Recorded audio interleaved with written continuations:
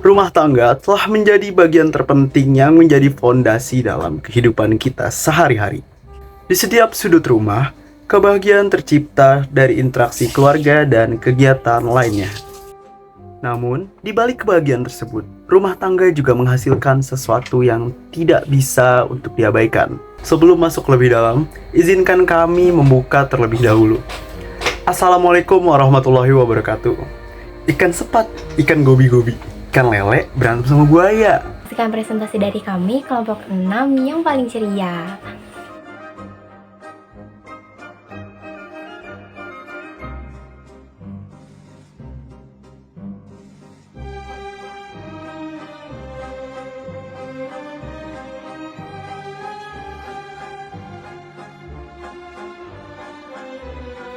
Setiap hari berbagai aktivitas di rumah menciptakan sejumlah besar sampah.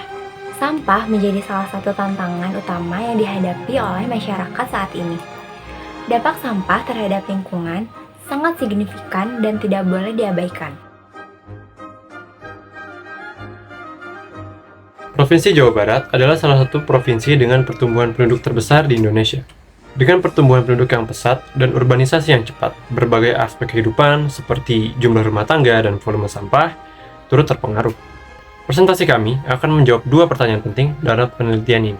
Pertama, bagaimana data banyaknya jumlah rumah tangga dan volume sampah pada Provinsi Jawa Barat di tahun 2023. Kedua, bagaimana hubungan antara banyaknya jumlah rumah tangga dan volume sampah pada Provinsi Jawa Barat. Dalam penelitian ini, kami bertujuan mengeksplorasi data banyaknya rumah tangga dan volume sampah di Provinsi Jawa Barat 2023, serta mengidentifikasi hubungan jumlah rumah tangga dengan volume sampah di Provinsi Jawa Barat 2023. Selanjutnya, kami meninjau terlebih dahulu pustaka penting dalam penelitian ini. Pertama yaitu rumah tangga. Rumah tangga adalah unit terkecil dalam susunan kelompok masyarakat yang terdiri dari sebuah keluarga. Menurut Badan Pusat Statistik atau BPS, rumah tangga dibedakan menjadi dua kategori utama.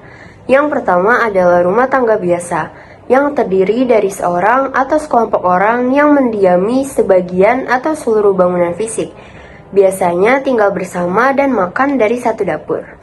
Lalu yang kedua adalah rumah tangga khusus. Kategori ini mencakup orang-orang yang tinggal di asrama, tangsi, panti asuhan, lembaga pemasyarakatan, atau rumah tahanan yang pengurusan sehari-harinya dikelola oleh suatu yayasan atau lembaga. Berikutnya ada sampah. Menurut Undang-Undang Republik Indonesia Nomor 18 Tahun 2008, sampah merupakan sisa dari kegiatan sehari-hari manusia dan atau proses alam yang berbentuk padat. Selanjutnya, menurut Undang-Undang Nomor 18 Tahun 2008 tentang pengolahan sampah, sampah rumah tangga adalah limbah padat yang dihasilkan dari aktivitas sehari-hari di rumah, tidak termasuk tinja dan sampah spesifik lainnya, serta tidak berasal dari proses alam sekitar rumah. Sampah ini berasal dari rumah atau kompleks perumahan. Selanjutnya, hubungan sampah dan lingkungan. Salah satu masalah yang ditimbulkan oleh sampah adalah berkurangnya estetika di sekitar tempat pembuangan, yang dapat memicu konflik sosial dengan masyarakat setempat.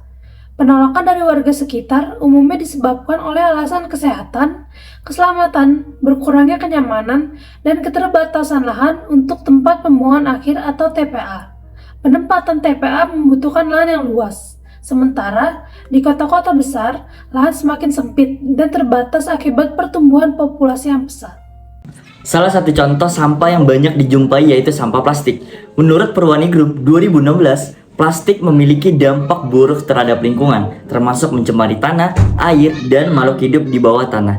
Racun dari partikel plastik yang masuk ke dalam tanah dapat membunuh hewan-hewan penguras seperti cacing tanah.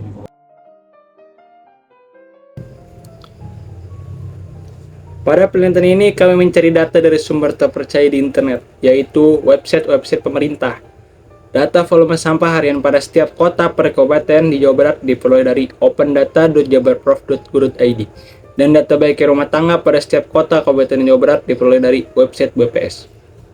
Data baik rumah tangga pada setiap kota per kabupaten di Jawa Barat 2003 berperan sebagai variabel X. Dan volume sampah harian pada setiap kota per kabupaten di Jawa Barat 2003 berperan sebagai variabel Y. Sebelum terbentuk output visualisasi data dalam bentuk infografis ini, terlebih dahulu dilakukan manajemen data. Langkah pertama kami adalah mengambil data dari situs resmi. Kami hanya mengambil data dari tahun 2023. Setelah data diperoleh, langkah selanjutnya adalah mengecek adakah keanehan, seperti misalnya adakah data yang kosong ataupun nilai janggal. Ini penting dalam memastikan bahwa data yang kami gunakan akurat dan dapat dipercaya. Kemudian, data yang telah dicek perlu diorganisir ke dalam format Excel. Langkah berikutnya adalah mengolah data yang sudah dikumpulkan. Pengolahan data ini menggunakan metode yang telah dipelajari selama 12 pertemuan di mata kuliah STA 111. Selanjutnya, metode yang kami gunakan dalam statistika deskriptif adalah metode-metode yang berkaitan dengan pengumpulan dan penyajian suatu data sehingga memberikan informasi yang berguna.